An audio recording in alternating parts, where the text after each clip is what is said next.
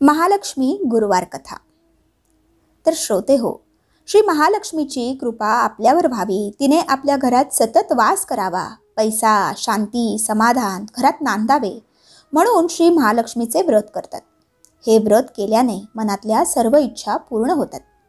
श्री महालक्ष्मीची अनेक नावे, अनेक रूपे आहेत। पार्वती, सिंधुकन्या, महालक्ष्मी, लक्ष्मी, राजलक्ष्मी, गृहलक्ष्मी, सावित्री, राधिका, रासेश्वरी, चंद्रा, गिरिजा, पद्मा, मालती, सुशीला अशा विविध नावांनी श्री महालक्ष्मी ओळखली जाते। अशा या सर्वांभूती असलेल्या श्री महालक्ष्मीची ध्यानी घ्यावी अशी ही कहाणी आहे द्वापार युगातील, आपल्या भारतातील सौराष्ट्र देशात घडलेली। तेथे एक राजा राज्य करीत होता। त्याचे नाव भद्रश्रवा। तो शूर होता, दयाळू होता, प्रजादक्ष होता। 4 वेद, 6 शास्त्रे, 18 पुराणे यांचे ज्ञान त्याला होते। अशा त्या राजाच्या राणीचे नाव होते सुरचंद्रिका। राणी रूपाने सुंदर होती, सुलक्षणी होती आणि पतिनिष्ठ होती। त्यांना एकूण 8 अपत्ये होती, 7 पुत्र आणि त्यानंतर झालेली एक कन्या। राजा राणीने कन्येचे नाव शांबाला ठेवले होते। एकदा देवीच्या मनात आले, आपण राजाच्या राजप्रासादी राहावे, त्याने राजा आणखी सुखी होईल, प्रजेलाही तो आणखी सुख देईल। गरीबाकडे राहिले तर सगळ्या संपत्तीचा तो एकटाच उपभोग घेईल। म्हणून देवीने एका म्हातारीचे रूप घेतले, फाटकी वस्त्रे ल्याली, आधारासाठी काठी घेतली आणि काठी टेकत टेकत ती राणीच्या महालाच्या दाराशी आली।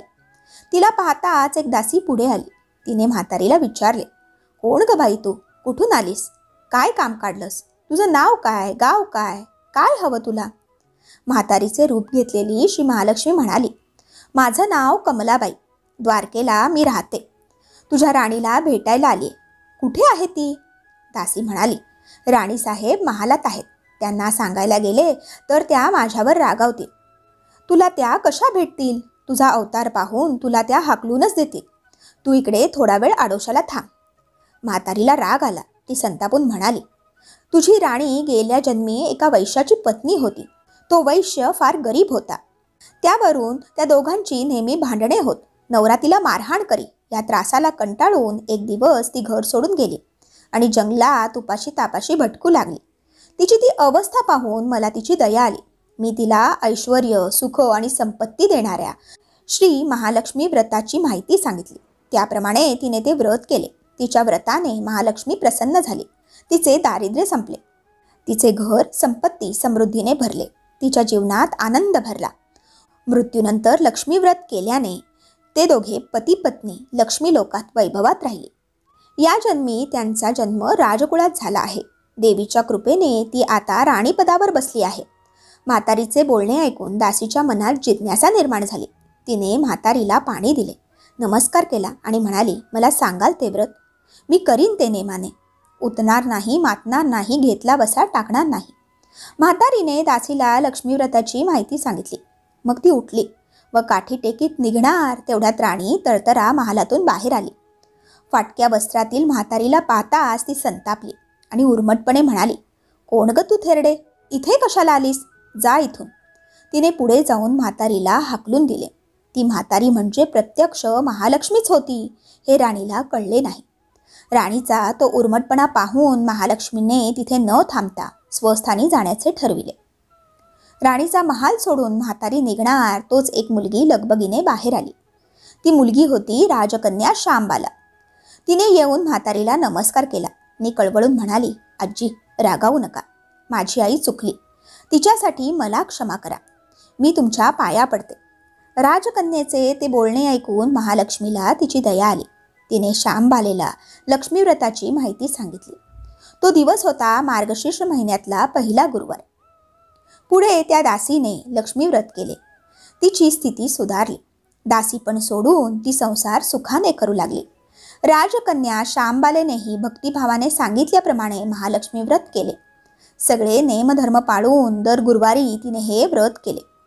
शेवटच्या गुरुवारी उद्यापन केले। लवकरच शांबालेचा विवाह सिद्धेश्वर नावाच्या राजाच्या मालाधर नावाच्या राजपुत्राशी झाला। तिला राजवैभव मिळाले। लक्ष्मी व्रताच्या प्रभावाने तिचा संसार सुखासमाधानाचा चालू लागला। पण इकडे भद्रश्रवा व राणी सुरचंद्रिका यांना हळूहळू वाईट दिवस दिसायला लागले। त्यांचे राज्य गेले, त्यांचे सगळे वैभव ऐश्वर लयाला गेले. चंद्रिका राणी होती ती स्थिती आता बदलली. अन्न पाण्यालाही ती महाग झाली. भद्रश्रवाला फार वाईट वाटे, पण तो तरी काय करणार. एक एक दिवस चिंतेत उगवत होता, तसाच मावळत होता. एक दिवस भद्रश्रवाला वाटले मुलीकडे जावे, तिला पाहावे आणि 4-8 दिवस तिच्याकडे राहावे.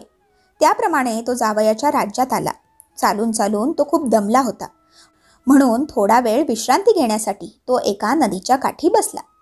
राणीची दासी नदीवर येत होती. तिने भद्रश्रवाला ओळखले. दासी धावत महालात गेली. राजाला बातमी सांगितली. श्यामबालेलाही ते समजले. श्यामबाला आणि मालाधरने रथ पाठवून भद्रश्रवाला मोठ्या मान सन्मानाने राजवाड्यात आणले आणि त्यांचा आदर सत्कार केला. काही दिवस जावयाचा आणि मुलीचा पाहुणचार घेत भद्रश्रवा राजवाड्यात राहिला. आता परत जायचे विचार त्याच्या मनात घोळू लागले. जावयाला त्याने तसे सांगितले. जावयाने संमती दिली. भद्रश्रवा परत जायला निघाला तेव्हा श्यामबालेने एक हंडा भरून धन पित्याला दिले. तो हंडा घेऊन भद्रश्रवा घरी आला. मुलीने धनाने भरलेला हंडा दिला आहे हे ऐकून सुरश्चंद्रिकेचा आनंद गगनात मावेना. घाईघाईने तिने हंड्यावरचे झाकण काढले. आत पाहते तर काय, हंड्यात धन नव्हतेच, होते फक्त कोळसे. महालक्ष्मीच्या अवकृपेने हंड्यातल्या धनाचे कोळसे झाले होते. चंद्रिकेने कपाळावर हात मारून घेतला. भद्रश्रवा हा चमत्कार पाहून चकित झाला होता. दुःखाचे दिवस संपत नव्हते, दारिद्र्याचे भोग सुटत नव्हते. सुरश्चंद्रिकेला एक एक दिवस काढताना जीव मेटाकुटीला येत होता. एक दिवस सुरश्चंद्रिकेच्या मनातही लेकीला भेटायची इच्छा निर्माण झाली. त्याप्रमाणे ती लेकीच्या घरी जाण्यासाठी निघाली. तो दिवस होता मार्गशीर्ष महिन्यातला शेवटचा गुरुवार. सुरश्चंद्रिका लेकीच्या घरी पोहोचली तेव्हा श्यामबाला व्रताचे उद्यापन करीत होती. श्यामबालाने आईकडूनही महालक्ष्मी व्रत करवून घेतले. 4 दिवस मुलीकडे राहून सुरश्चंद्रिका परत आपल्या गावात आली. लक्ष्मीव्रत केल्यामुळे काही दिवसातच त्यांना त्यांचे पूर्वीचे वैभव परत मिळाले. राज्यप्राप्ती झाली. पुढे काही दिवसांनी आई वडिलांना भेटण्यासाठी म्हणून श्यामबाला माहेरी आली. पण बाप भेटायला गेला असताना त्याला श्यामबालेने कोळसा भरलेला हंडा तरी दिला होता, पण आपल्याला मात्र काहीच दिलं नाही. हा राग राणीच्या मनात होता. त्यामुळे श्यामबालेचे भावे तसे स्वागत कोणी केले नाही. राणीने एक प्रकारे तिचा अपमानच केला होता. पण श्यामबालेला आईचा राग आला नाही. ती पुन्हा आपल्या घरी जाण्यासाठी निघाली. निघताना तिने पूर्वी बापाला दिलेला हंडा परत घेतला. त्यात मीठ भरले व तो हंडा घेऊन ती आपल्या सासरी आली. स्वगृही आल्यावर मालाधरने श्यामबालेला विचारले, माहेरून काय आणलंस? श्यामबालेने बरोबर आणलेल्या हंड्याकडे बोट दाखविले. मालाधरने झाकण काढून आत पाहिले तर हंड्यात मिठाचे खडे. मालाधरने चकित होऊन पत्नीला विचारले, हे काय? या मिठाचा काय उपयोग? श्यामबाला म्हणाली, थोडं थांबा म्हणजे कळेलच. त्या दिवशी श्यामबालाने कुठल्याच पदार्थात मीठ घातले नाही. सगळेच पदार्थ अळणी. मालाधर जेवायला बसल्यावर तिने त्याला सगळे पदार्थ वाढले. सगळे जेवण त्याला अळणी लागले. मग श्यामबालेने पानात थोडे मीठ वाढले. अन्न पदार्थात ते मिसळताच बेचव अन्नाला चव आली. हा मिठाचा उपयोग. श्यामबाला पतीला म्हणाली. मालाधरालाही तिचे म्हणणे पटले. थोडक्यात जे कुणी महालक्ष्मी व्रत श्रद्धेने आणि मनोभावे करतील त्यांना श्री महालक्ष्मी प्रसन्न होऊन त्यांच्यावर तिची कृपा होईल. पण श्रीमंती आल्यावर सुद्धा माणसाने उतू नये. नित्यनेमाने श्री महालक्ष्मी व्रत करावे. देवीचे मनन चिंतन करावे, म्हणजे देवी सदैव तुमच्या पाठीशी उभी राहील, तुमची कामना पूर्ण करेल. महालक्ष्मीची ही कथा कहाणी गुरुवारची सुफळ संपूर्ण. श्री महालक्ष्मी नमः. ओम शांती शांती शांती.